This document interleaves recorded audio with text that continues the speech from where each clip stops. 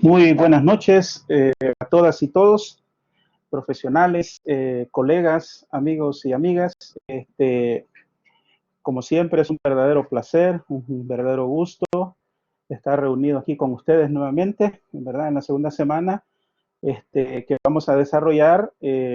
Vamos a continuar desarrollando la asignatura de la didáctica, ¿verdad? Lo que es, digamos, la ciencia por excelencia que nos define como docentes. En primer lugar, quisiera que me confirmaran si tenemos audio para así dar inicio de manera ya formal a la sesión. Me indican ahí, por favor, si logran escucharme. Muchas gracias, Donatila. Confirma de que sí tenemos audio. Fátima, igualmente, confirma de que hay audio. Patricia Peraza, igualmente. Qué bueno, ¿verdad? Muchas gracias por sus respuestas. Bueno, vamos a desarrollar la segunda unidad que está referida, ahí lo tienen ustedes en pantalla, al acto didáctico, que la sesión anterior la dedicamos a analizar prácticamente dos conceptos, como era la educación y lo que es la didáctica. Y creo que lo más importante que desarrollamos, si tratamos de sintetizar el aprendizaje de la semana anterior, gira en torno a, digamos, a aquella explicación, ¿verdad? Aquel conocimiento que nosotros debemos de tener como docentes sobre la didáctica, que es una ciencia y es un arte, ¿verdad?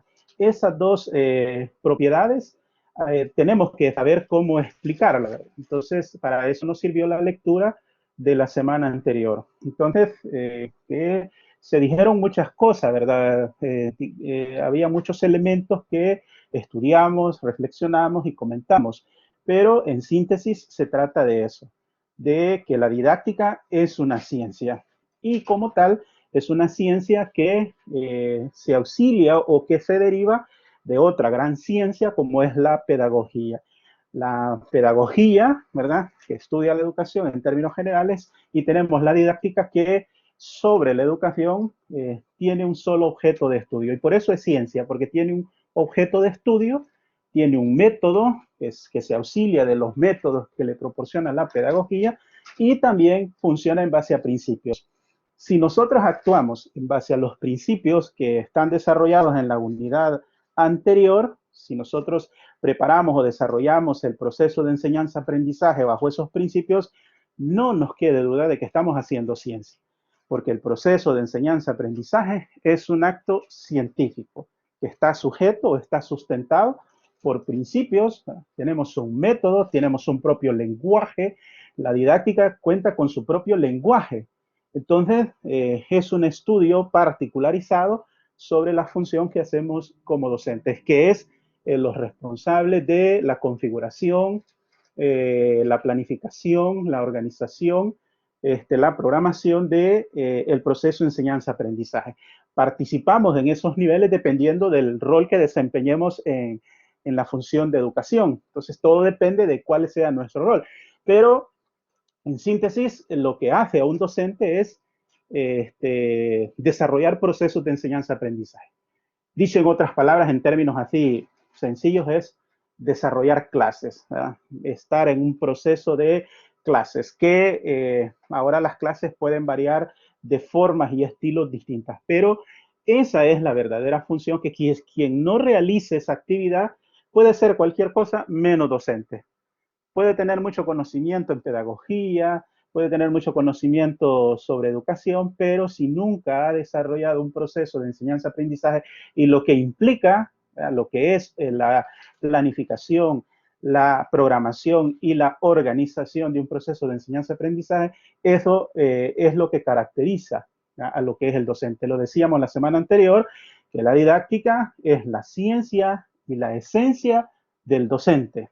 Esa sí la vamos a definir, ¿verdad? Es la ciencia y la ciencia del docente. Eso es lo que nos convierte en docentes, cuando tenemos conocimientos científicos sobre la didáctica, y que la didáctica se encarga de estudiar el proceso de enseñanza-aprendizaje. Y ahí entran, digamos, dos protagonistas, que es lo que vamos a estudiar esta noche, como es el docente y el estudiante, que dependiendo del tipo de rol que nosotros consideremos que cumple el docente y el estudiante, así va a ser el modelo, así va a ser las teorías que yo voy a aplicar en ese proceso o conocer, digamos, los documentos curriculares de la institución, porque de ahí se deriva las teorías pedagógicas de donde resulta o sale la didáctica. Entonces, bueno, entonces decíamos que la semana anterior nos dedicamos a eso.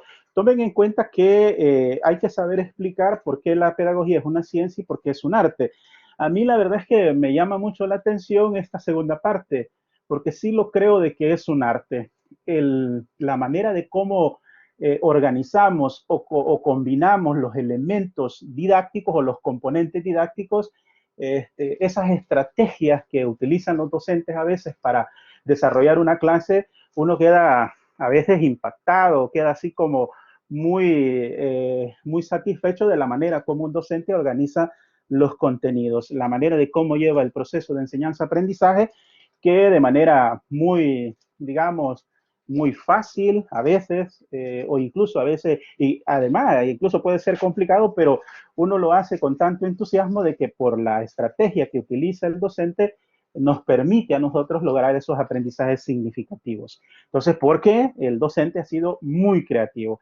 Hay docentes que estudian las técnicas y las estrategias ya desarrolladas en la doctrina, pero ellos tienen esa habilidad de seguir creando otras estrategias, ir combinando algunas técnicas y el resultado es extraordinario, porque tienen esa habilidad de ser muy creativos, porque como la didáctica es un arte, permite, hay un espacio que le permite al docente ser muy creativo. Y ahí es donde hay unos docentes que se destacan, ¿verdad? Unos de otros, por esa habilidad o esa manera de pensar sobre el acto didáctico, porque piensan en el acto didáctico no como una manera repetitiva, automática, o que van a memorizar una técnica, sino que tienen esa creatividad de ir combinando, ir midiendo, ir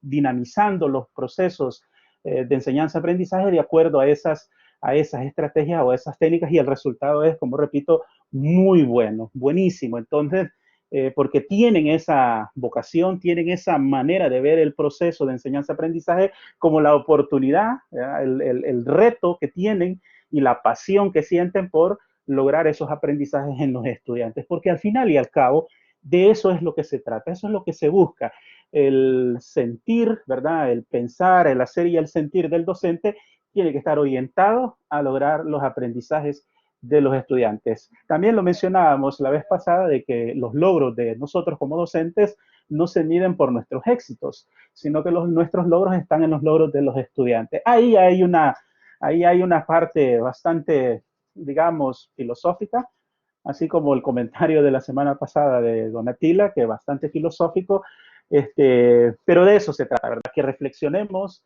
de manera muy creativa, muy autónoma sobre el proceso de enseñanza-aprendizaje, que sintamos esa pasión, ¿verdad? Porque esto de la preparación didáctica apasiona, porque es una actividad, como repito, que está en la esencia del docente. Eso sí, es muy trabajosa, requiere de mucha dedicación, mucho tiempo, hay horas y horas en la planificación, porque planificar o preparar una clase o digamos, una materia, ya sea semestral o anual, ¿verdad? O una materia por 3 meses, esto implica, ¿verdad? Un verdadero trabajo que le toma mucho esfuerzo al docente, pero que lo hace, digamos, muy entusiasmado porque tiene esa pasión por la enseñanza. Y esta es la clave, ¿verdad? Para poder generar aprendizajes, conocer lo que es la didáctica que nos permite lograr esos objetivos. Bien, entonces vamos a iniciar y tenemos ahí la presentación, que este es el tema para esta noche, que es el acto didáctico y sus protagonistas. Que hoy por hoy esta unidad está bastante muy sencilla, es decir, no está tan complicada en cuanto a su contenido, y también la actividad como tal también es el resultado de ella. Así es que esperamos desarrollarla sin mayores contratiempos y que comentemos algunos de sus contenidos para ver qué obtenemos de este tema. para, una vez teorizando esto, lo llevemos a la práctica. Porque hay que decir esto. Si bien es cierto, estamos teorizando en este momento, pero lo verdaderamente importante es que toda esta teoría ustedes la lleven a la práctica. Ustedes tienen que llevarlo a la práctica, porque si no, de nada sirve esta teoría. Tenemos que irlo relacionando con el quehacer. Y aquellos docentes que estamos en ejercicio, muy importante, no vayan a perder la oportunidad de llevar a la práctica todos estos conocimientos. Y si hay algo que digamos, no les es resultado, ¿verdad? No les da resultados en la práctica, háganos el favor y tráiganlo aquí a la sesión o coméntenlo en el chat o en mensajería interna para que enriquezcamos más nuestra reflexión sobre este tema. Bueno, entonces aquí tenemos nuestra agenda de esta noche, como es el acto didáctico. Vamos a ver en qué consiste, qué es el acto didáctico, cuáles son sus características. Vamos a analizar o vamos a ver algunos de los modelos didácticos que se han desarrollado en la doctrina, que son alrededor de 6. Hay esos modelos, como recordemos, la palabra modelo es como una propuesta, es como un esquema, es como un procedimiento, es un modelo, pero como tal está sujeto a modificaciones, está sujeto a poderse rectificar o es perfectible, ¿verdad? Lo podemos transformar, lo podemos ampliar, lo podemos reducir, pero en todo caso es un modelo, es una propuesta, no es una camisa de fuerza, así como las planificaciones que vamos a ver en esta asignatura. Al final se va a tratar de que ustedes construyan unas planificaciones como docentes y se van a dar cuenta los que tienen experiencia que las cartas didácticas o las planificaciones no son camisa de fuerza, sino que nada más es como una guía, es como una especie de brújula que nosotros llevamos, pero que ya en la práctica eso puede tomar un sentido diferente. Pero ya está planificado, ya está programado y eso nos permite, nos da garantía de éxito. Lo que sí, vamos a decirlo, de que lo que sí es enemiga a la didáctica es de la improvisación. El acto didáctico como tal tiene que ser, digamos, tiene lugar desde antes de su desarrollo en una clase, porque el acto didáctico comienza de manera previa, permite al docente prepararse a ese momento de la clase. Y ahí viene la otra relación que lo hacemos con el arte, que cuando nosotros vamos a un proceso de enseñanza-aprendizaje, digamos, a un escenario que es un aula, ahí nosotros somos los artistas de ese momento. En ese proceso de enseñanza-aprendizaje nos convertimos en verdaderos artistas. Por eso es que ahí le ponemos emoción, le ponemos dinamismo a ese proceso, donde nos vestimos para ese momento. No podemos llegar con una vestimenta inadecuada, porque es una escena, es un acto artístico, si podríamos decirlo así, donde vamos a ser nosotros protagonistas de ese proceso construido también nosotros como docentes. Y ahí también hacemos gesticulaciones, a veces modulamos la voz, la ponemos alta, la ponemos baja, todo con el objeto de que toda la imagen que nosotros proyectamos en ese proceso de enseñanza-aprendizaje incida, ¿verdad? Incida, motive al estudiante a construir sus conocimientos. No podemos hacerlo de manera demasiado parca, demasiado plana, sin ponerle emociones, porque si no se vuelve un proceso así muy mecanizado, cosa que está muy en desacuerdo con las actuales teorías pedagógicas. Donatila comenta que se puede decir que el modelo es una ruta de acción que permite discernir el rumbo hacia donde queremos llegar. Correcto, Donatila. Eso es. Nos marca las líneas maestras de la ruta que vamos a seguir como docentes, pero recordemos que en esa ruta nos podemos encontrar con obstáculos, nos podemos encontrar nos podemos desorientar. Entonces la ruta nos permite mantener ese camino, porque el objetivo, recuerden que el objetivo de este proceso es lograr que los estudiantes tengan aprendizajes y que estos aprendizajes se conviertan en competencias que le permitan, ¿verdad?, una transformación y que mejore sus condiciones como persona, como sujeto, que hay una transformación y que como tal, ¿verdad?, hay un proceso, hay un desarrollo científico y como tal estamos garantizando un cambio social. Las condiciones socioeconómicas del país van a cambiar con personas educadas, personas preparadas de manera técnica y científica. Por lo tanto, Donatila, muchas gracias por su comentario. Me parece que sí, es muy correcto, muy adecuado su opinión sobre la didáctica. Entonces, y también, según nuestra agenda, tenemos que los protagonistas del acto didáctico, ya sabemos que tenemos dos, ¿verdad? Como es el docente y el estudiante, como los grandes protagonistas. Ahí vamos a ver de que en ese proceso de enseñanza-aprendizaje, todo el acto artístico no lo vamos a apropiar nosotros como docentes, sino que también el estudiante también participa en ese proceso, digamos, en ese proceso de enseñanza-aprendizaje de manera activa. Y es más, hoy día, según las nuevas tendencias pedagógicas o didácticas, es que eh, propugnan que nosotros como docentes hablemos menos, sino que sean los estudiantes quienes participen más, a tal grado que se sintetiza de la siguiente manera. Entre menos habla un docente en una clase, mayor éxito tendrán los estudiantes. Es decir, que ahí más o menos se va plasmado de que se propugna porque el estudiante mantenga ese protagonismo en la construcción de sus conocimientos. Por eso hoy el rol de nosotros como docentes ha venido cambiando también con los nombres. Y ahora ya no somos ni docentes, incluso en los virtuales cambia hasta el nombre de nosotros como facilitadores. Ya no somos ni facilitadores, sino que somos tutores. Es decir, aquellos que van como acompañando al estudiante, pero al fin y al cabo quienes construyen, quienes van desarrollando sus aprendizajes son los estudiantes. Nosotros nada más vamos proponiendo las bases teórico-científicas, vamos orientando el proceso, pero al final y al cabo quien construye su conocimiento es cada uno de los estudiantes, trabajando de manera cooperativa es mejor. Y estos entornos virtuales nos pone a prueba aquella capacidad que nosotros tengamos para trabajar de manera cooperativa. Porque si no trabajamos de manera cooperativa, no podemos desarrollarnos profesionalmente como docentes. Ni el país, ¿verdad? Ningún grupo va a caminar o va a progresar si no se trabaja de manera cooperativa.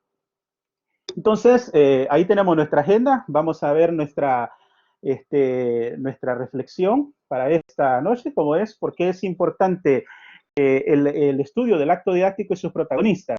Bueno, Donatina dice, realmente en la actualidad la sociedad demanda de agentes transformadores de la realidad con una visión crítica y autocrítica, y esa es nuestra gran labor, que no es una tarea fácil. Por supuesto, Donatila. Y esa capacidad crítica, yo lo que podría recomendarles es mucha lectura de filosofía de la educación, porque esa es la que nos permite adquirir esas habilidades o esos conocimientos, esas competencias para volvernos agentes críticos. Muchas veces las personas que tienen estas actitudes críticas muchas veces molestan en los grupos, ¿verdad? Incomodan, como lo fue en su tiempo Sócrates. Sócrates, recordando a esta profesora de filosofía, Pepi Patrón, que Sócrates era así como un moscarrón que le dicen el tábano, que molesta a los veraneantes. Así más o menos se vuelve el filósofo, porque el filósofo pone su pensamiento crítico y a veces incomodan sus opiniones, incomodan sus análisis, pero creo yo que está en la naturaleza del ser académico, del ser muy crítico.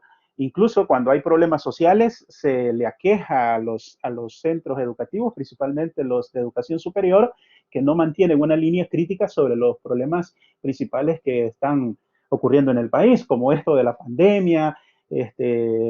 Las universidades son una de los centros donde tiene que llevarse a debate lo que está ocurriendo en el país. Todo este problema que estaba escuchando al director de la Organización Mundial de la Salud, donde dice de que este problema de la pandemia no solamente es un problema sanitario, sino que también nos trae problemas políticos, económicos, sociales, y todo esto va a generar una gran cantidad de inconvenientes. Y ahí entramos nosotros también como protagonistas, porque pertenecemos a este grupo de académicos que analizamos la realidad, conocemos la realidad porque la analizamos desde un punto de vista científico, dando nuestra opinión desde las distintas disciplinas. Y nosotros como docentes también tendríamos que tener una opinión al respecto. Entonces, volvemos nuevamente así que muchas gracias, Donatila, por su opinión. Qué bueno y nos animemos todos, ¿verdad?, a reflexionar y a opinar. Son libres de interrumpirme en cualquier momento pueden escribir en el chat o pueden tomar el micrófono también como ustedes quieran. Pero es importante que reflexionemos de manera cooperativa. De ahí que vamos a ver la respuesta, ¿verdad? ¿Por qué es importante el estudio del acto didáctico? Bueno, como lo decía, el acto didáctico es el que desarrollamos nosotros, a lo que llamamos nosotros todo el proceso de enseñanza-aprendizaje. Y allí se involucra el docente y el estudiante. Por lo tanto, a partir de él, ¿verdad? Es que nosotros construimos esa relación pedagógica entre el estudiante y el docente. Y vean ustedes que aquí no somos verdaderos protagonistas. Quien configura, quien prepara, quien desarrolla, quien ejecuta, todo ese acto didáctico es el docente. En nuestras manos está el desarrollo, ¿verdad?, de todo este proceso del acto didáctico. Y ahí el estudiante es el que está como, digamos, es el sujeto al cual nosotros dirigimos nuestro acto didáctico. Y lo vamos a ver como aquel sujeto que va a lograr aquellos aprendizajes donde, ¿verdad?, él se va a desarrollar y se va a transformar como sujeto para generarle, digamos, cambios que le beneficien como tal. Porque también veíamos la semana anterior lo que era la educación informal, que también hay aprendizajes e incluso hay procesos de aprendizaje que tienen que ver con cosas incorrectas o no éticas, como el enseñarle a alguien a robar, a hurtar o a asesinar personas. Son procesos de aprendizaje, pero por supuesto esos no son de los que tratamos en educación. Entonces, vamos a tratar, ¿por qué es importante? Bueno, vamos a reflexionar sobre nosotros mismos como docentes. También hay que ver, el protagonista tiene un lugar en este proceso de enseñanza-aprendizaje,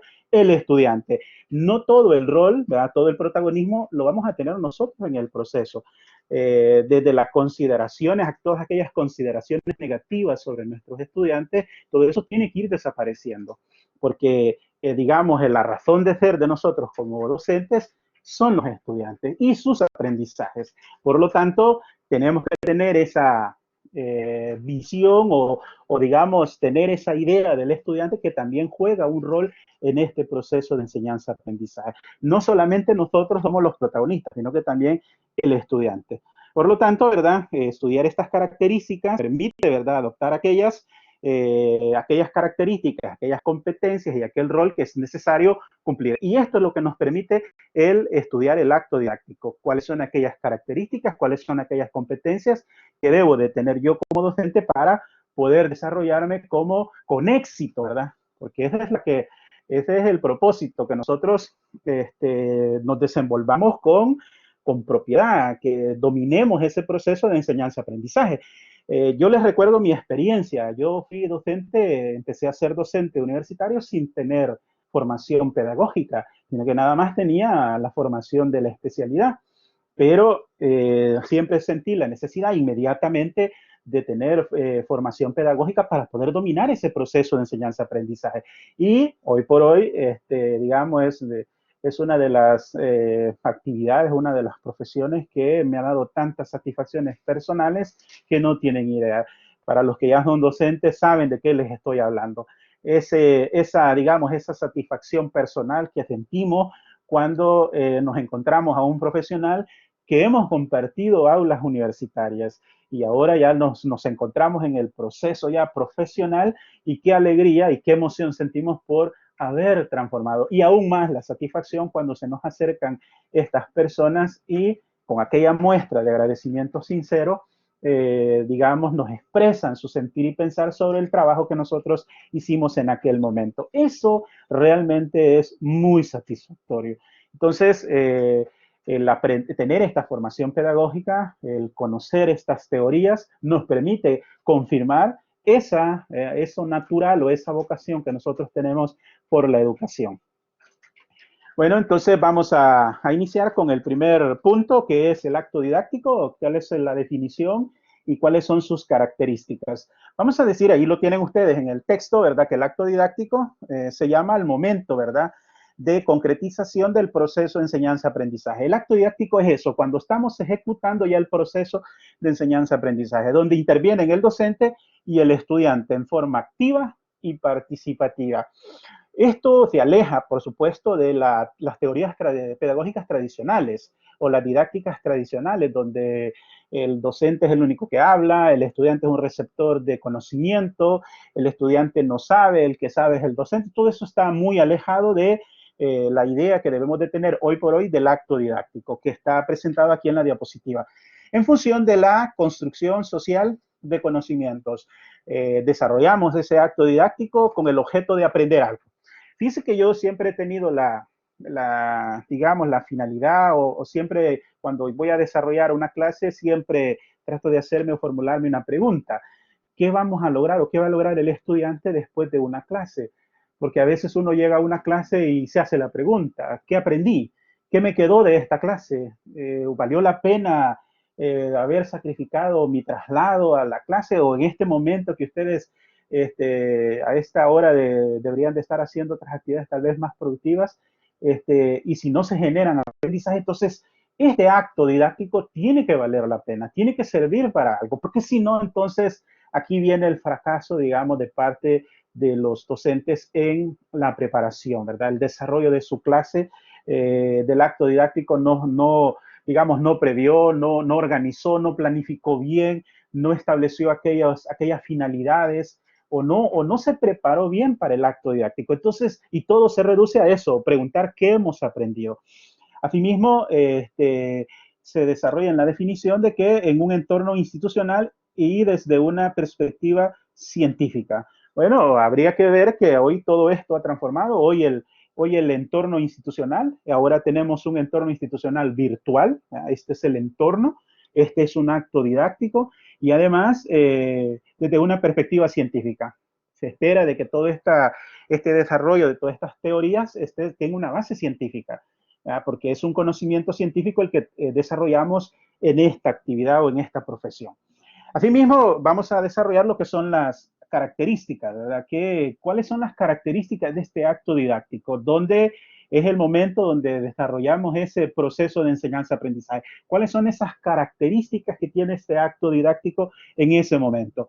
Primero, vamos a decir que es un proceso de comunicación interpersonal. Veamos. ¿Será cierto eso? ¿Tiene esa característica el proceso de enseñanza-aprendizaje? Primero, ¿qué es un proceso? Claro que sí, es un proceso porque es una concatenación de actos que desarrolla el docente juntamente con el estudiante. Y es una comunicación. ¿Hay comunicación en ese proceso? Por supuesto, hay una comunicación lingüística, ¿verdad? Entre el estudiante y el docente, e incluso a veces hay otros códigos, otros símbolos de comunicación, como la gestual, ¿verdad? Hay personas que comunicamos cosas sin decir palabras, o la manera de cómo nos vestimos. Miguel Llanes Romero dice el contenido, ¿correcto? ¿Verdad? Es el contenido donde tenemos esa comunicación, donde comunicamos algo. Y a través de esa comunicación transmitimos o desarrollamos o trasladamos el conocimiento. Imagínense ustedes todo lo que nosotros sabemos hasta este momento. Imagínense ustedes si tuviéramos esa capacidad de colocar en un lugar todos nuestros conocimientos. Parte de todo ese conocimiento o todo ese conocimiento ha sido parte de la comunicación con otros, porque el conocimiento es una construcción social, ¿verdad? Y es una construcción que se va, digamos, compartiendo, desarrollando de generación en generación. Todos vamos compartiendo. Me gustaba una afirmación de un estimado docente que decía que el conocimiento es de dominio público. El conocimiento no le pertenece a nadie, sino que así como me llegó, así se traslada. Entonces, todas las ideas, todos los conocimientos que nosotros tenemos es porque alguien me los facilitó, alguien me los comentó, me dio un texto para leerlo, o alguien no me lo dio, sino que yo compré un libro, pero alguien lo escribió, vía un texto, vía la comunicación escrita, me llegó ese conocimiento y ahora yo lo tengo. Yo puede ser que lo vuelva a escribir, lo amplíe o lo transmita a través de el lenguaje. Asimismo, es dinámico e intencional. Está en constante cambio. Eso significa el ser dinámico. Está en permanente transformación y es intencional. Lleva un propósito. Nos fijamos propósitos porque el acto didáctico lleva una finalidad. Es un acto intencional. Y esas intenciones yo me las planteo desde antes de desarrollar el acto didáctico en una clase. Primero yo me planteo cuáles son las intenciones que tengo en este proceso. Entonces, todas esas características se van dando. Tiene fines y objetivos concretos. Claro, tiene unos propósitos. Vamos a desarrollar este proceso de enseñanza-aprendizaje porque tiene unas finalidades. Hoy que estamos en este proceso de interciclo, ya se hicieron planificaciones, todo eso ya tiene unos fines, ¿verdad? Tiene unos objetivos muy específicos, pero a veces esos ya son institucionales, ya están en el currículo. Si trabajamos para una institución educativa, esos fines y esos objetivos los sacamos de los documentos curriculares de la institución educativa donde nosotros laboramos. De ahí sacamos nosotros fines y objetivos. Una vez que los bajo de esos documentos curriculares, entonces yo preparo, digamos, ese acto didáctico para lograr concretizar esos fines o esos objetivos de la institución. Modifica aspectos vitales del estudiante. Claro, era lo que estábamos diciendo. Y voy a preparar una clase es porque lo proyecto de generar transformaciones vitales en el estudiante. Como cuando leemos un texto, leemos un libro, o recibimos una clase, así como ustedes ya con esta materia finalizan un año, ¿verdad?, de preparación a este nivel, digamos, de posgrado, de ser educadores. Ustedes pueden hacer una especie de inventario sobre qué es lo que está pasando con ustedes y hagan este análisis. Si ustedes siguen pensando igual hace un año o ha cambiado algo en ustedes, se ha transformado la manera de cómo ustedes ven digamos, la función docente, han cambiado sus prácticas de manera sustancial, sus prácticas docentes ya miran de manera distinta al estudiante, ustedes mismos se ven de manera diferente como docentes. Si eso se ha transformado, qué bueno.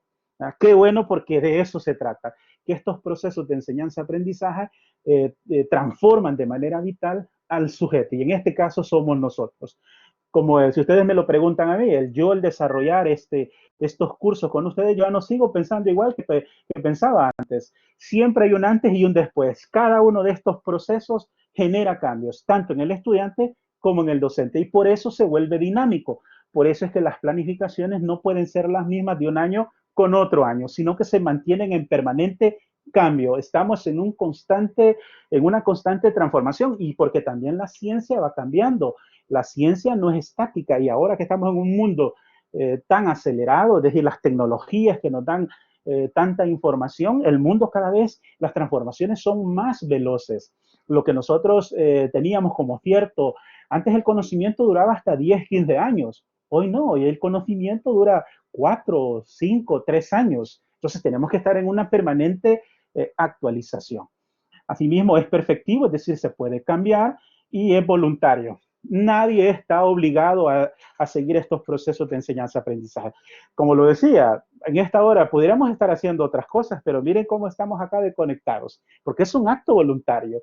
Estamos acá porque tenemos la disposición, tenemos la voluntad, primero, de estar a esta hora conectados en la conferencia. Segundo, estar leyendo los documentos. Tercero, estar realizando las actividades de evaluación, estar aprendiendo, estar reflexionando. Entonces, es un acto voluntario. Nadie está a la fuerza, nadie está obligado, ni ustedes ni mi persona. Entonces, así es el acto didáctico. Los estudiantes con los docentes están por voluntad propia, es decir, se manifiesta, y por eso debe haber disposición a realizar todas las actividades que me plantea la institución educativa.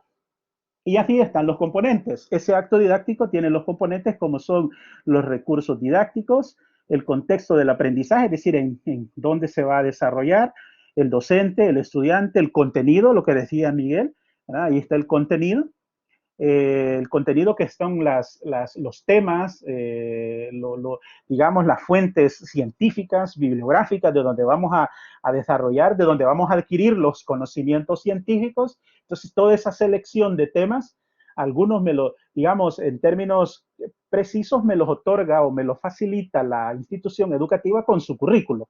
Pero ya de ahí, el encargado de actualizar todo ya el conocimiento que le va a llegar al estudiante, entonces somos nosotros como docentes.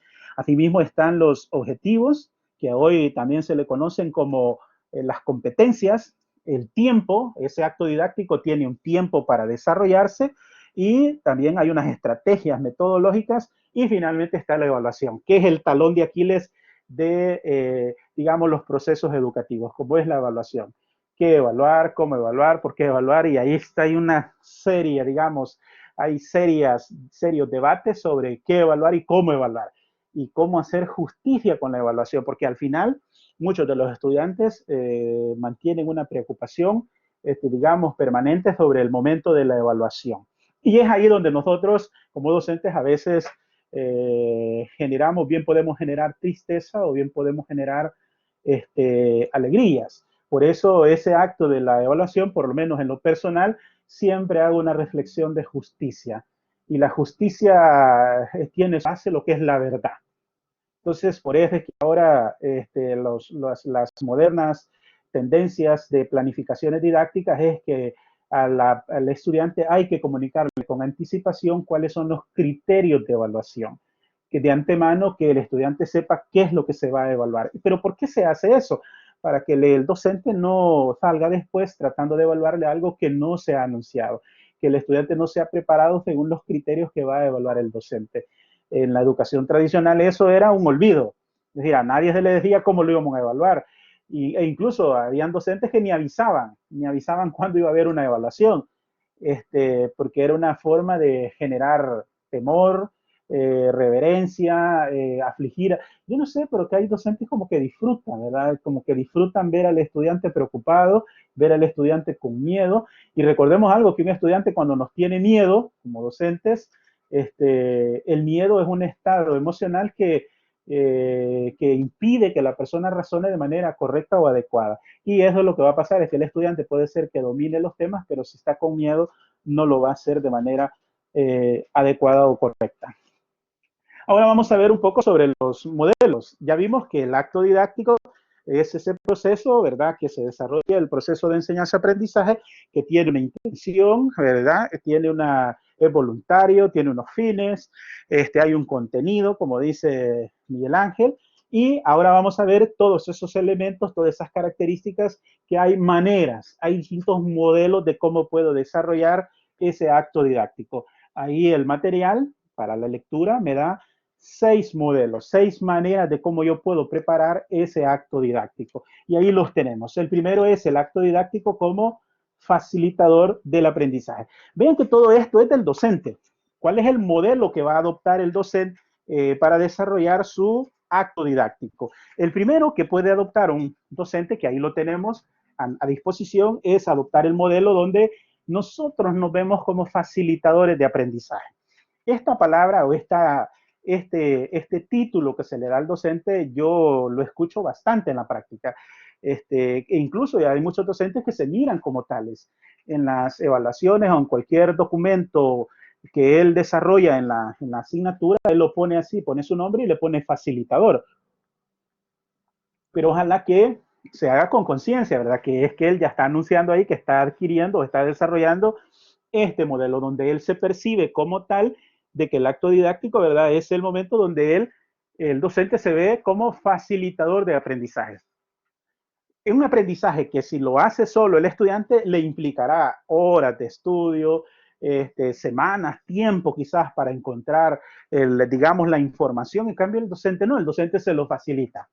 El docente es el que se sacrifica y el estudiante todo se lo da, digamos, de manera muy sintetizada, ya acabada, y el estudiante nada más lo que tiene que hacer es hacer lo que el docente le indica. Y así va a hacer, digamos, va a lograr sus aprendizajes, porque de manera muy rápida, muy sencilla, porque aquí el facilitador es el docente. El rol que cumple el docente es de, digamos, de interactuar con el estudiante para lograr el desarrollo de sus competencias de manera, digamos, menos costosa, porque para eso se preparó el docente. El docente es el que facilita ese aprendizaje, digamos, de manera muy rápida y sencilla. Y por eso está ligado, digamos, a una educación no tradicional.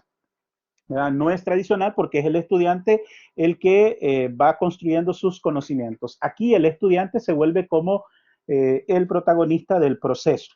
Asimismo, esa acción, aquí en el material, se hace como, hay unas como preguntas, guías de cómo el docente puede desarrollar este modelo. Y primero se plantea el docente qué es lo que estudiar o qué es lo que va a aprender el estudiante, cómo lo aprenderá, para qué lo va a aprender, cuándo ha de efectuarse el aprendizaje, en qué momento se va a lograr ese aprendizaje, qué medios o recursos didácticos va a utilizar. Todas esas preguntas van a concluir de que el docente, digamos, se vuelve como un facilitador. Asimismo está el docente como el acto didáctico como relación, donde aquí se define el acto didáctico donde se establece esa relación entre dos personas, como es, digamos, el estudiante y el docente, que se da esa relación durante el proceso de enseñanza-aprendizaje. Es una relación interhumana, ¿verdad? Una relación entre humanos. Y aquí, de acuerdo a ello, permite, digamos, o mira el acto didáctico como la relación entre estos dos sujetos en función de los aprendizajes. Se trata entonces de una relación que está sujeta a situaciones y condiciones que norman y definen, ¿verdad? Y esto es el currículo. El currículo es el que determina el tipo de relación que se va a tener entre el docente y el estudiante. No solo se mira como una relación entre ambos sujetos y de acuerdo a ello, ¿verdad? Hay una relación que es intencional, es interpersonal, hay una relación interactiva, es decir, no solamente es el docente el que participa, sino que también participa el estudiante, es simbólica, es consciente y coordinada y es mediadora del profesor. Entonces, todo esto, ¿verdad? Vamos a ver de que es un modelo del acto didáctico que se establece una relación entre el docente y el estudiante que deriva del mismo currículo.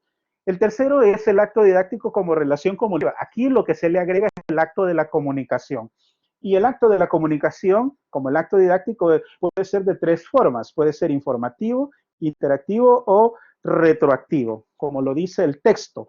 Entonces, aquí se van definiendo esos modelos didácticos, esas distintas maneras que puede adoptar este modelo, donde el informativo es donde el profesor solo da información, así como la pedagogía tradicional.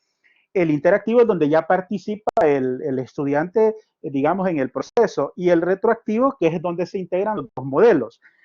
Tanto hay información como hay interacción. Este es el más recomendable, este último, donde tanto el docente da información, pero también permite la interacción del estudiante. Y luego tenemos el acto didáctico como proceso de comunicación mediado, que aquí es donde el docente, digamos, es el encargado de planificar, es el que va a como estructurar todo el proceso de enseñanza-aprendizaje y él es el que va a tomar las decisiones de cómo el estudiante va a utilizar, cómo va a utilizar los medios para lograr los aprendizajes. Y aquí es donde, de acuerdo a este modelo, es un proceso, el acto didáctico es un proceso de construcción activa del estudiante en donde tiene participación en las actividades de aprendizaje. Jennifer comenta, ¿verdad? Yo aún no he profundizado en el material, pero ¿cuál es la diferencia entre el tercero y el cuarto modelo? Veamos, el tercero es como mediación y el acto didáctico como proceso de comunicación mediado. Bien, como relación comunicativa, vamos a ver el tercero, ¿verdad? Básicamente es como el mecanismo, lo que establece el docente es nada más, se preocupa Jennifer por esa comunicación que sea una comunicación efectiva, establecer diálogos, digamos, consensuados con el estudiante. Y aquí es donde yo recuerdo esto que no sé si ya les he comentado, la necesidad de que nosotros debemos de caerle como bien a los estudiantes. Tenemos que mantener esa comunicación fluida, respetuosa, una comunicación, digamos, efectiva, muy buena. En cambio, el acto didáctico como proceso de comunicación mediado es aquí donde el docente, digamos, se interesa o desarrolla lo que son, digamos, aquellos instrumentos donde van a mediar la comunicación como estos entornos virtuales. Un acto mediado podría ser la utilización de estas plataformas, puede ser un video, puede ser una herramienta, ya sea un texto, un video, un audio, donde se media, ¿verdad? Hay una mediación donde aquí es donde cobra importancia, digamos, donde el docente es quien selecciona, ¿verdad? En función de los objetivos, los contenidos y las competencias a desarrollar. Aquí, ¿verdad? El elemento, la selección de aquellos medios tecnológicos proporciona al estudiante las facilidades para interactuar con los saberes bajo esta óptica, ¿verdad? Bajo este modelo. El docente es el que selecciona cuáles son los medios que va a utilizar el estudiante para lograr esos aprendizajes. Y en el tercero, ¿verdad? Es una comunicación digamos, utiliza la comunicación lingüística directa, afable, respetuosa con los estudiantes. Donatilla dice, en la interdependencia comunicativa del acto didáctico se dan 4 modelos. Las clases virtuales, ¿a qué modelo corresponden? Bueno, la interdependencia, digamos que los entornos virtuales vienen a ser como una manera, digamos, como unos entornos virtuales donde se da una distinta, los procesos de enseñanza-aprendizaje adquieren una transformación ya distinto a lo presencial con lo virtual. Aquí la diferencia es el instrumento. Por ejemplo, aquí digamos, el elemento interpersonal está ausente porque no tenemos ese contacto personal, digamos, ese contacto visual humano, aquí se pierde en este proceso de lo virtual y se vuelve ya como un entorno virtual diferente. Aquí los retos para nosotros como docentes y como estudiantes son diferentes. Y recuerden que estos modelos, ¿verdad? Estos modelos están desarrollados, digamos, en la educación presencial. Esto de lo virtual ya viene a cambiar o cambiar un modelo diferente, como sería un modelo didáctico virtual, donde el aspecto humano, ¿verdad? Hay que saber construirlo, hay que establecer otras vías de comunicación como el chat, las redes sociales, el correo electrónico, las mensajerías internas en esta plataforma podría ser un ejemplo. O se puede hacer uso de 2 modelos o se pueden fusionar varios, correcto. Es decir, estos están en construcción, Donatilla. Lo virtual, digamos que es como venir como a transformar lo que nosotros hemos entendido como el proceso de enseñanza-aprendizaje. Hoy por hoy los docentes estamos como en ese cambio de pasar de lo presencial a lo no presencial, utilizando estas herramientas y aquí el modelo cambia, aquí porque la comunicación va a ser diferente, la manera de cómo vamos a interactuar con el estudiante es distinta, incluso realizamos actividades cooperativas sin conocernos. Hemos hecho trabajos cooperativos sin tener ese contacto visual entre nosotros. Entonces, José Miguel dice que es una adaptación general. Correcto, es decir, pasamos digamos, de la teoría pedagógica, didáctica, tradicional, ahora la vamos adaptando a estos entornos virtuales donde vamos a ver de que sí existen cambios. Pero la esencia, ¿verdad? El contenido, siempre se mantienen. Esos principios generales de la didáctica se mantienen, como decir, lo científico, la transformación del ser humano, todo eso se mantiene. Esperamos de que estas herramientas tecnológicas, lejos de ser un obstáculo a esos aprendizajes científicos, lo potencien, como esa capacidad que podemos tener ahora nosotros de acceder a información científica en términos de segundo. Esto lo mejora la herramienta tecnológica, da beneficios tremendos. Donatilla dice, como lo entiendo, la clase virtual es un modelo alternativo simétrico, ¿correcto? Es una alternativa para aquellos, como esto de lo virtual, ¿cuáles son aquellos beneficios o cómo fue pensado esto de lo virtual? Primero, que el estudiante es un proceso que es flexible, es cooperativo.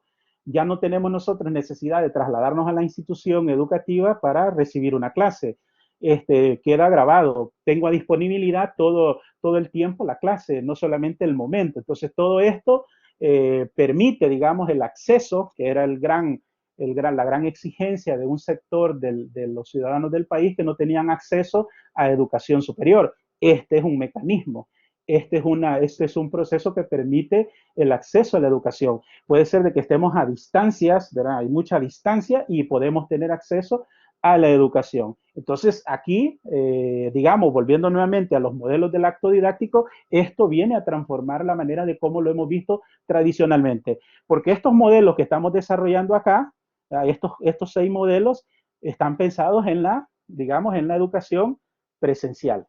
Ahora, ya para hacer la adaptación, como dice una adaptación general, nosotros vamos a ir viendo cómo estos modelos que han sido desarrollados en la doctrina, en la teoría, ¿verdad? Pensando la educación presencial, cómo los vamos a adaptar en lo virtual. A mí me parece que sí lo podemos hacer perfectamente. Podemos ir aplicando estos modelos con, por supuesto, las adaptaciones adecuadas para ir viendo cómo vamos a ir transformando este proceso, este acto didáctico con las herramientas tecnológicas. Lo que sí esperamos es, miren esto, a veces puede ser que utilicemos las herramientas tecnológicas y estemos desarrollando un acto didáctico tradicional. Puede ser de que se convierta en eso. El hecho de que utilicemos entornos virtuales no significa per se que ya el proceso de enseñanza-aprendizaje que estamos desarrollando es contemporáneo o es actualizado. Entonces, Miguel Ángel Llanes dice, depende de las necesidades. Correcto, se adapta, esa es otra de las virtudes de lo virtual, que se va adaptando digamos, a las necesidades de los que desean, en nuestro caso, adquirir formación. Se va adaptando a esas necesidades. Esto no quiere decir, digamos, que una sea mejor que la otra, sino que, como dice Miguel, se va adaptando a las necesidades digamos, de los educandos. En este caso, para los que tenemos dificultades de trasladarnos a la institución, los que trabajamos, esta es una hora, miren la hora que estamos recibiendo clases, a esta hora no, generalmente en las universidades, pues, en algunas no se recibe clases a esta hora, en otras se recibe, pero con el peligro, situación de inseguridad, la distancia, el tiempo, todos esos obstáculos, aquí nosotros no los tenemos. Nos enfrentamos a otro tipo de obstáculos, ¿verdad? Eso sí, nos enfrentamos a otro tipo de obstáculos como la señal de internet, el tipo de aparato que nosotros utilizamos en este proceso, etcétera. Cada una tiene sus vicisitudes, cada una tiene sus obstáculos que tenemos que irlos superando. Entonces, qué bueno de que se están reflexionando y están pensando en ello, ¿verdad? Porque a esto nos vamos a enfrentar, a esta reflexión. Ahorita, digamos, los estudiantes, tanto docentes como estudiantes, les genera el estrés pasar de lo presencial a lo virtual de una vez. Y por eso, ¿verdad? Estamos en este proceso de formación donde vamos descubriendo esas técnicas y esas estrategias para hacer que el proceso de enseñanza-aprendizaje sea eficaz. A mí no me atrevería a decir que es mejor y que es peor. Creo yo que los dos tienen sus virtudes. Tal cual como lo dice Miguel Ángel, todo depende de las necesidades. Esto lo que tenemos es una opción más, es una alternativa más que tenemos para nuestra formación académica. Entonces, por ahí va, digamos, el proceso de enseñanza-aprendizaje. Bueno, si avanzamos, el acto didáctico también como estructura psicológica, didáctica y contextual. Y finalmente está el acto didáctico generador de interacción. Entonces, como el primero, ¿verdad? El acto didáctico como proceso como una estructura psicológica, didáctica y contextual. Digamos que aquí el acto didáctico es aquel proceso que se integra en tres subsistemas.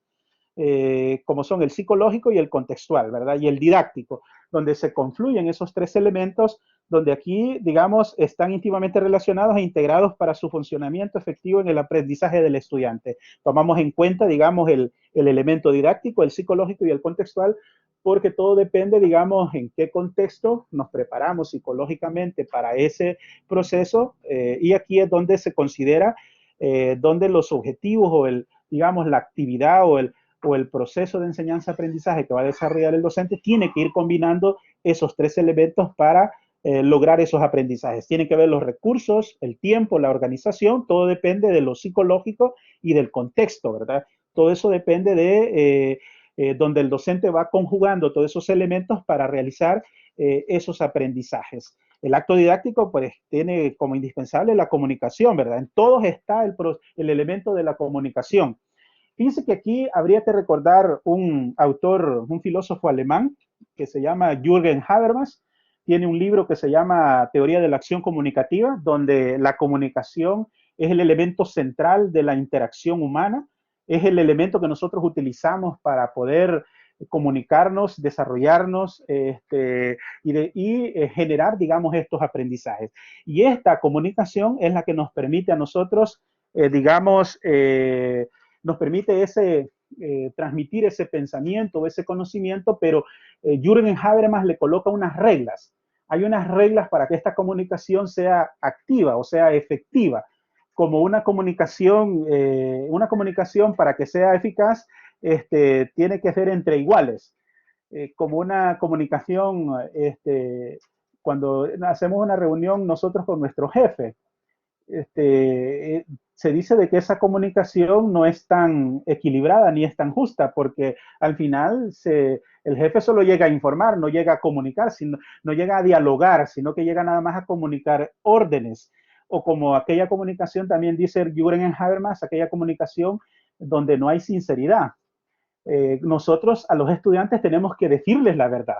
Nosotros como docentes tenemos prohibido mentirle al estudiante, porque hay estudiantes como este tipo de estudiante que les mencionaba en la semana anterior, los neófitos, que estos estudiantes hacen todo al pie de la letra lo que le indica el docente. Entonces, con estos estudiantes hay que tener cuidado porque todo lo hacen así al pie de la letra. Distinto es a los estudiantes hiperdidácticos, así como estoy viendo yo en sus comentarios y sus preguntas. Esto ya indica de que ustedes están trasladando de ser estudiantes neófitos a estudiantes hiperdidácticos, que van más allá del contenido, o sea, se reflexionan, a veces se mira como que se sale del tema, pero es porque se cuestionan. Entonces, estos son los estudiantes hiperdidácticos. Y está el estudiante desinteresado, que es el otro tipo de estudiantes. Esta clasificación de estudiante neófito, el estudiante hiperdidáctico y el estudiante desinteresado, esto lo dijo Juan Amos Camenio allá por 1600. Esta es la clasificación que él hizo en el texto que tiene como la didáctica magna. Es un libro muy antiguo, pero que todavía sigue dándonos mucho interés por descubrir. Entonces, tenemos ahí de que el sistema didáctico y el contextual y el psicológico se combinan, ¿verdad? Donde se combinan a través de la comunicación, donde hay unos códigos, hay una emisora, hay un receptor, hay un canal, hay unos símbolos mediante los cuales nosotros relacionamos todos esos tres elementos para que la comunicación sea efectiva. Pero recuerden que todo está sobre base de la comunicación. Entonces, y finalmente tenemos el acto didáctico generador de interacción. Aquí el acto didáctico tiene como base quién estructura el acto didáctico según se expone, ¿verdad? La interacción intencional y sistemática del docente y del discente en situaciones probabilísticas usando las estrategias más propias para integrar los contenidos culturales, poniendo en actividad todas las capacidades de la persona y pensando en la transformación sociocultural del contexto endógeno y exógeno que le es patrimonial. Entonces, esto, ¿verdad? Permite esa interacción, generan este acto didáctico, esa interacción entre el docente y el estudiante, donde se utilizan, digamos, métodos y técnicas mediante los cuales se genera esos conocimientos. Aquí el docente, digamos, es el que permite la mediación entre el proceso formador del estudiante. Los participantes se conciben también como mediadores en función que también generan sus propios aprendizajes. Los métodos también permiten esas acciones diversas para llevar a cabo los aprendizajes y también toma papel importante lo que es el contexto. Entonces, estos son los distintos modelos, ¿verdad? Que ustedes podrían ir viendo en cuál de ellos digamos, pueden utilizar para desarrollar su acto didáctico, ya sea como facilitadores, ustedes se pueden ver como facilitadores, como relación comunicativa, como proceso de comunicación mediado, como estructura psicológica, didáctica y contextual, donde se combinan los tres elementos, o como generador de interacción. Una de las tareas que llevan para esta semana está sobre la base de este contenido. Y ustedes van a recordar, digamos, la actividad evaluada es que ustedes van a recordar una clase de un docente y van a ubicar al docente en cuál modelo de comunicación ustedes lo ubican, vinculado también a un texto que está el vínculo ahí en la página de actividades. Y los protagonistas, aquí rápidamente, ¿verdad? Sabemos nosotros que los protagonistas de este proceso de enseñanza-aprendizaje desarrollado en el acto didáctico son dos, ¿verdad? Que es el docente y el estudiante. Ahí esos son los dos grandes protagonistas del proceso de enseñanza-aprendizaje. Aquí nada más habría que reflexionar sobre quién es el docente, cuáles son en el acto didáctico, cuáles son esas características que esperamos del docente, cuáles son sus características profesionales, que serían referidas a lo científico, a la preparación técnica de él, las personales, que son tan importantes para el desarrollo también del proceso de enseñanza-aprendizaje, y esas competencias, que serían digamos, habilidades, aquellos conocimientos y aquellas actitudes que desarrolla el docente en el aula. Entonces, aquí se mencionan una serie de características que debe de tener el docente profesionales, ¿verdad? Que debe de tener una visión de mundo, tiene que tener una visión, una perspectiva o visión globalizada de la educación. En la actualidad ya no podemos poder pensar en la educación nada más aquí en nuestra ciudad, en nuestro país, sino que tenemos que pensar una educación ya más globalizada. Tiene que tener una formación pedagógica, era lo que les decía. Si aceptamos un docente que solamente sea muy capaz en su especialidad o requerimos docentes con formación pedagógica. También debe de tener un dominio, ¿verdad?, de las materias que enseña. Tiene que tener un conocimiento de psicología.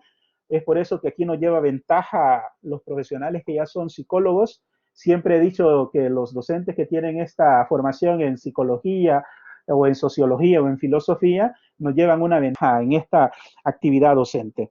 Tiene que tener un conocimiento nociológico, tiene que tener capacidad de construir y evaluar a partir de las experiencias, capacidad colectiva de implementar propuestas curriculares y contextualizadas, como esa capacidad que tiene este sujeto de trabajar de manera cooperativa, como aquel docente de que es muy individualista, que no tiene esa capacidad de poder trabajar con otros. Entonces, esa es otra digamos, de las características profesionales que esperamos de los docentes, que tengan esa capacidad de cooperación y no que se ande peleando con medio mundo, sino que ande buscando, digamos, que le cuesta ponerse de acuerdo con su compañero. Hoy por hoy las instituciones educativas aprecian mucho a aquellos docentes que tienen esa capacidad de negociación, aquella capacidad de lograr acuerdos con su compañero. Y difícil se la toma una institución educativa cuando a los docentes les cuesta interactuar, les cuesta establecer relaciones interpersonales fluidas y, digamos, sanas con sus compañeros.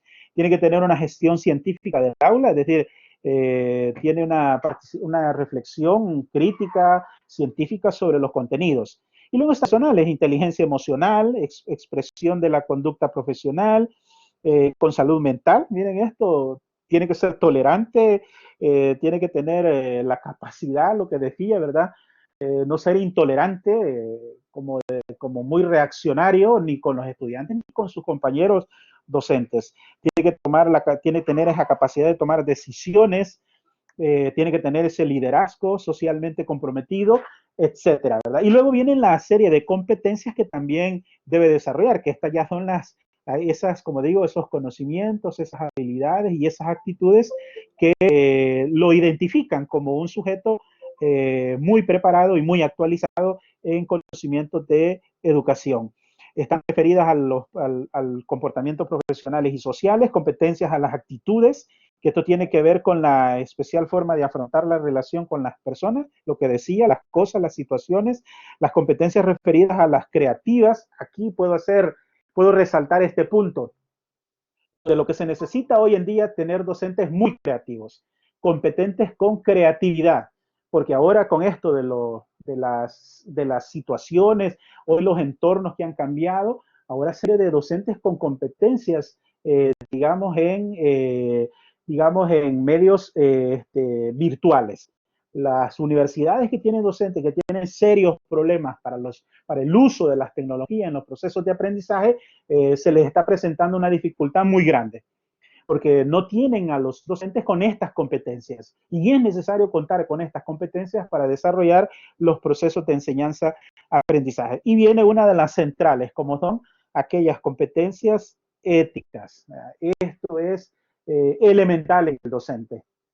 Los comportamientos éticos que lo identifican como tal, puesto de docentes todavía en la sociedad siguen siendo un referente moral y ético para imitar. Y luego, ¿verdad? Tienen todas esas competencias digamos, los docentes, que aquí es donde se forma, digamos, este trinomio entre características profesionales, personales y las competencias que lo definen como tal un docente que, digamos, va a desarrollar de manera satisfactoria su función.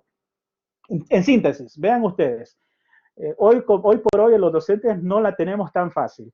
Son demasiadas las exigencias que se le están presentando al docente. Por lo tanto, se requiere de preparación técnica y científica de parte de nosotros.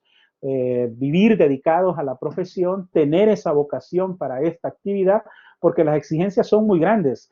La verdad es que la sociedad y las instituciones esperan muchísimo de los docentes y para ello se requiere de mucha preparación técnica, mucha reflexión, mucha capacidad de asimilación de conocimientos a una velocidad, porque esto va así, digamos, desarrollándose con gran velocidad, que es necesario estar actualizado. Y a veces uno se siente como abrumado con tantas cosas por aprender, pero digamos, este es el mundo de hoy. Este es el mundo en el cual estamos en este momento y tenemos que irnos adaptando. Como sujeto, ¿verdad? Cognoscentes tenemos que ir adaptándonos a estas nuevas necesidades que se nos están presentando, porque se nos exige, digamos, todas estas características profesionales. Espera de nosotros también estas características personales y también tenemos que ser competentes. Y todo eso llega a un momento que el docente como que se siente como abrumado, encerrado, digamos, le genera un estrés por tantas exigencias que se le están presentando. Pero ese es, digamos, ese es el mundo actual en el cual nos estamos desarrollando. E incluso los estudiantes no la tienen fácil tampoco. De los estudiantes ahora estamos esperando más. Cuando estudié yo no eran tantas las exigencias, eran menos las obligaciones, eran menos nos esforzábamos menos por estos aprendizajes. Hoy no, hoy los estudiantes tienen unas grandes responsabilidades como los docentes que habría que ir analizando y adaptándose a estos tiempos. Y finalmente están pues el estudiante, que están los modelos pedagógicos relacionados con él. Todo depende del estudiante cómo se va a relacionar con esos modelos pedagógicos, que depende de ese modelo, también así va a ser su comportamiento. Se espera también desarrollar en él competencias. Ese es el estudiante que, digamos, lo tenemos ahí en el proceso y es que buscamos hacer esas competencias. Le he colocado ahí el enfoque socioformativo, que es el más novedoso, donde está siendo sustituido esta base conceptual de la formación por competencias por este enfoque socioformativo, donde es una combinación, el conocimiento se adquiere de manera social. Hay un libro de que ha generado bastante expectativa en estos tiempos, de Yuval Harari, que se llama Sapiens. Él ahí desarrolla unas tesis muy interesantes sobre cómo el ser humano se ha empoderado o se ha vuelto Dios y cómo se ha podido dominar el mundo. Y esto ha sido simple y llanamente por su capacidad de cooperación, a diferencia del resto de animales. El trabajo cooperativo es el que nos permite empoderarnos nosotros, en nuestro caso, como educación, nos permite empoderarnos con el conocimiento cuando desarrollamos trabajos cooperativos. Y finalmente está el rol activo y constructor del estudiante, que nuevamente volvemos que eso se mantiene desde Vygotsky y Piaget, con el constructivismo, donde el estudiante es visto como una actividad muy activa y constructor de sus propios conocimientos. Catherine dice de Hombres a Dioses, buenísimo libro. Qué bueno. Mire, es cierto, Catherine, qué bueno de que le conozca de ese libro. Yo recién lo he empezado a leer y le digo de que estoy impactado. Esto les va a generar muchas reflexiones importantísimas. Le recomiendo que vean algunos videos antes de leer el libro sobre cómo él expone el contenido del texto. Antes yo tengo la estrategia de que antes de leer un texto, más si es un autor extranjero, primero leo autores que han comentado el libro de él y luego llego a su conocimiento. Ya lo tengo el libro, pero he estado como haciendo otras lecturas de otros autores que lo comentan y todos han sido solo comentarios buenísimos. Entonces, Catherine ya sabe de él, de Hombres a Dios, correcto, ese es Yuval, es israelí, él. Entonces, tenemos ahí, entonces, se los recomiendo sobremanera ese texto. Bueno, y finalmente tenemos la actividad, ¿verdad? Perdón, la interacción. Tenemos como último tema la interacción educativa y el diálogo pedagógico. Básicamente, estos son los tipos de interacción educativa que existen. Tenemos tres: la individualista, la competitiva y la cooperativa. La primera es que el estudiante solamente tiene interés por saber él, no le importa lo demás. La competitiva es cuando lo enfrentamos con otro, hacemos del proceso donde compitan los estudiantes. Esto no es muy bueno porque se generan demasiados conflictos entre ellos. Lo recomendable es la cooperativa. Aquí todos, de manera conjunta, antes como los estudiantes entre sí, cooperan para los aprendizajes. Y finalmente está la comunicación y construcción humana. Este es el proceso mediante el cual se establece una relación de pensamientos, de ideas entre personas. Es un acto dinámico, interactivo, en el cual la comunicación de un ser influye en los conocimientos del otro. Aquí lo que se analiza es el proceso de comunicación. Analizamos eso, lo que ya hemos estudiado en nuestra formación, lo que es el emisor, el receptor, el canal, el mensaje, el símbolo, etc. En síntesis, nosotros utilizamos el lenguaje, el símbolo, para transmitir nuestro conocimiento, pero a veces esos códigos o ese lenguaje no es suficiente. No es suficiente como para poder transmitir todo lo que nosotros sabemos. Pero ese es el mecanismo que hemos construido como seres humanos y es lo que nos permite también, esa comunicación nos permite el desarrollo científico, porque a través de él es que nosotros transmitimos nuestros conocimientos. A veces las palabras o el lenguaje no es suficiente como para poder transmitir todo lo que nosotros sabemos, como esta palabra cuando decimos árbol. Cuando yo menciono la palabra árbol, se la transmito al otro, no le estoy reduciendo en esa palabra todo el conocimiento que yo tengo del árbol. El árbol tiene raíces, tiene tronco, tiene ramas, tiene hojas, etcétera. No le digo todo, le digo el árbol, pero ahí trato de comunicarle todo lo que conozco sobre ese objeto. Catherine agrega, me corrijo, es de animales a dioses, ya que examina la historia de la humanidad desde la evolución de las especies humanas, ¿correcto? Él va haciendo un análisis de esos grupos de los animales, por qué los animales, siendo más fuertes y más poderosos, no llegaron a dominar el mundo, como son los chimpancés o los rinocerontes o los elefantes, los epidemos que son enormes, son fuertes, los leones incluso, que son tan fuertes más que el hombre, pero ¿por qué no llegaron a dominar el mundo? Y el ser humano, los hombres sí llegaron a dominar y pueden dominar a todas estas bestias. Él llega a concluir, creo que dentro de las grandes conclusiones que él llega a construir es que es por la cooperación. Incluso podemos llegar a tener esa capacidad de cooperación sin conocernos y vamos buscando objetivos comunes y esa cooperación es la que nos permite esos aprendizajes y esos conocimientos. Yo quisiera trasladar esa idea de ese texto así en términos sencillos y básicos, muy superficiales, por supuesto, en las ideas del autor, pero podríamos verlo en el proceso de enseñanza-aprendizaje.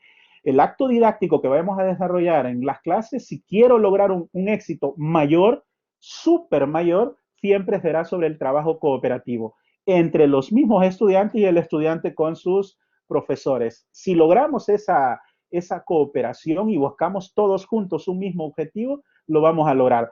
Por eso, dentro de estos procesos de enseñanza-aprendizaje, aquí se tiene la estrategia de hacer grupos de trabajo de ustedes con personas que no se conocen. Sé que esto genera estrés, sé que esto genera a veces inconvenientes, pero lo que se busca, lo que buscamos es eso, que seamos capaces de trabajar de manera cooperativa con incluso aquellos que no conocemos. Y trabajar de manera cooperativa es eso, ¿verdad? Todos tener un mismo propósito y una misma finalidad.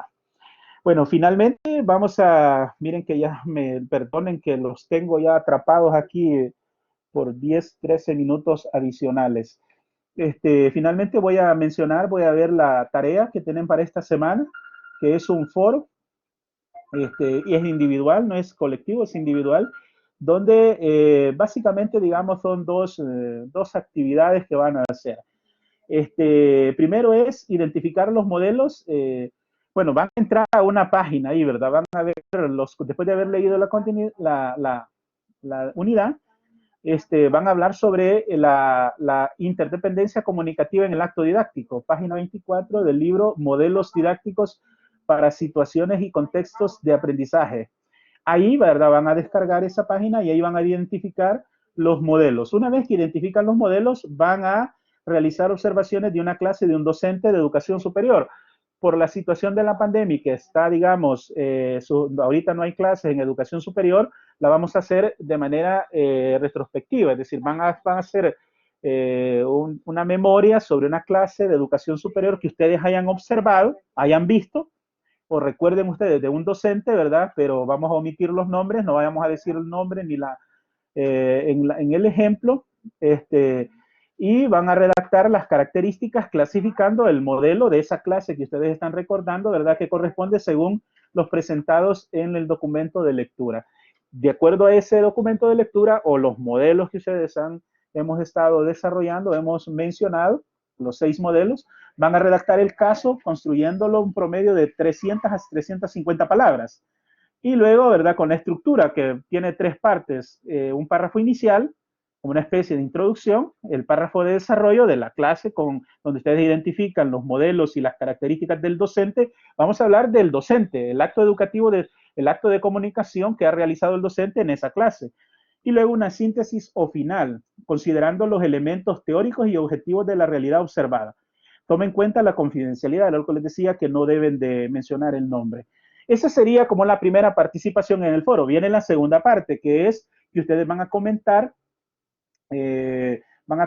2 casos compartidos por sus compañeros en 50 palabras cada uno, teniendo en cuenta de que cada caso no deberá contener más de 3 comentarios. Ahí van a ver ustedes el caso si ha sido comentado más de 3 veces, entonces no, ¿verdad? No lo van a comentar. Tienen que elegir otro comentario de otro compañero. Y ahí, ¿verdad? Van a subir esa actividad, van a subir sus comentarios, van a asegurarse ahí de que todos lo vean para poder comentar lo que ustedes han escrito. Bueno, eso sería como la tarea. Incluyendo el párrafo inicial, el desarrollo o síntesis son 350 palabras. Sí, incluye eso, Donatila, incluye las 3 partes, 350 palabras. Se espera de que sean muy breves y precisos sobre la identificación del modelo, ¿verdad? Y las características del docente en cuanto al acto de comunicación en la clase. Vamos a ver qué tipo de acto de comunicación realizó el docente en ese acto didáctico que es la clase que desarrolló. Van a traer a memoria, ¿verdad? Van a memorizar, van a traer a cuenta esa clase que ustedes pudieron observar de cualquier docente, ¿verdad? Pero tiene que ser de educación superior. Bueno, ahí están los criterios y ahí está la fecha. Vamos a ver, Catherine dice, pero sí se puede comentar qué materia es la que imparte el docente, ya sabe, para darle contexto. Claro, eso sí, la clase sí, la materia y todo eso, pero no el docente, ¿verdad? Eso lo vamos a admitir por cuestiones aquí viene el asunto ético, para no dañar susceptibilidades. Mayren dice, la descripción de la clase de educación superior entra en las 350 palabras. Sí, sí, porque vamos a tratar de, digamos, todo lo que van a desarrollar tiene que ser en esas 350 palabras. Traten de ser lo más, de seleccionar la información, por eso piensen antes de escribir, cómo lo van a anotar, pero sin dejar por fuera detalles importantes. Pero vea, 40 o 50 palabras más o menos no le quita, digamos, si considera usted de que hay algo que es indispensable que esté, colóquelo. ¿Ya? Colóquelo. Si le va a desconfigurar su pensamiento, colóquelo. No hay ningún problema, yo lo leo, ¿verdad? Así es que la idea es que se proyecten a esas 350 palabras, pero repito, ¿verdad? Si consideran que es una información vital, déjenla, no hay ningún problema. El punto 1 de la tarea es aparte del caso. Vamos a ver. Es que el caso es, usted va a describir el caso y sobre el caso va a identificar las características del docente en cuanto al acto de comunicación y lo va a clasificar en el modelo, va a decir a qué modelo pertenece. Va a decir ahí a qué modelo pertenece la clase del docente, ¿verdad? Y cuáles son las características de él. Es como una clasificación que van a hacer. Antes del caso se describen los modelos porque la tarea pide un punto de identificar los modelos del docente desde la perspectiva teórica. No, desarrolle el modelo, primero desarrolla el caso y sobre el caso va a decir qué modelo es. ¿Qué modelo? Porque los modelos ya los vamos a conocer con la lectura del texto, ¿verdad? Ahí vamos a ver qué modelo. Cuando vaya a desarrollar usted, para no, digamos, no estar repitiendo el contenido, nada más desarrolle el caso y diga por qué lo clasifica en ese modelo, de una vez que describió la clase.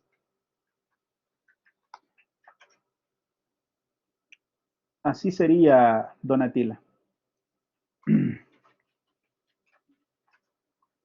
Gracias. Jonathan Amaya dice, entendido. Directo se van al caso, lo desarrollan, lo describen, luego lo caracterizan, ¿verdad? Redactan con el propósito de las características y lo van a clasificar en qué modelo está el docente, según esa clase. Patricia dice, gracias, gracias, qué bueno. Se comprende, dice Kevin. Qué bueno, está bien, creo que sí. Está sencilla la actividad, es decir, describen el caso, lo identifican, lo clasifican en el modelo y hacen ahí ustedes su comentario, ¿verdad? Entonces, qué bueno. Entonces, bueno, estimados amigos, amigas, compañeros, colegas, profesionales, ha sido un verdadero gusto. Quedo muy agradecido por su asistencia y su participación. Ya me demuestran que sí tienen interés en esta asignatura. Ya veo que hay estudiantes hiperdidácticos que son los que nos generan a nosotros. Miren esto, ustedes también en el proceso de enseñanza-aprendizaje deben de estar preparados para este tipo de estudiantes, que son los estudiantes hiperdidácticos, que son aquellos que no se quedan con nada más con lo que se les da, sino que van más allá. Y qué bueno, esto es lo que nos hace también desarrollar a nosotros como docentes de manera profesional. En tal sentido, agradezco las preguntas, agradezco las participaciones y principalmente haber asistido para escucharme. Y yo pues encantado de interactuar con ustedes esta noche. Así es que les deseo a todas y todos muy buenas noches, descansen, ¿verdad? Tienen en la semana para reflexionar sobre esta temática, léanlo a conciencia, pero principalmente los que están en la práctica docente, lleven esto a sus planificaciones y a el desarrollo de sus clases. Pues me despido de ustedes nuevamente y que pasen una feliz noche.